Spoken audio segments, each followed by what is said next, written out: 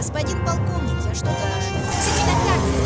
vite, vite, dépêchez-vous! 可以啊，但我安静点。我现在不能帮你们。Destiny is gone.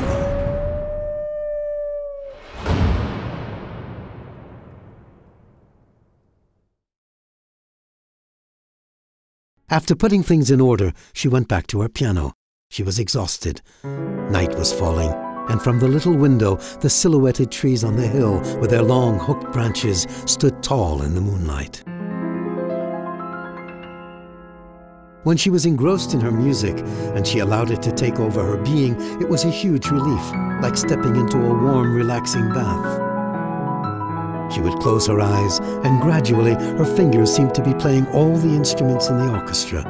The bass in unison with the bassoons, the cellos and the violas, sometimes in harmony with the woodwinds and the French horns, were her left hand. Her right hand was in turn the violins, the flutes, interrupted by harps running from one end of the keyboard to the other.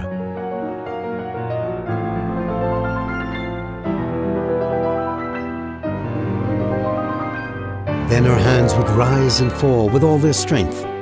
It was the turn of the kettle drums, the trombones, the tuba, and the trumpets to reinforce this moment of power, this metallic brilliance punctuated by the exploding cymbals.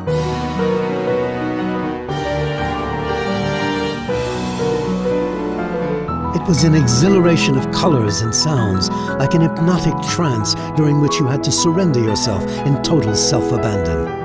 Helena would feel herself being swept away as if she were falling into the void and letting herself float and be crushed in the air. With her eyes closed, she was caught up in a whirlwind of space and time, with a mixture of voices, shouts, a dark violet-colored sky, and the ever-increasing sound of an orchestra. It even seemed to her that her keyboard had been transformed. The instruments were no longer coming from her, but from around her. At the end of a musical phrase, she suddenly opened her eyes. She was in an immense hall, a Gothic cathedral.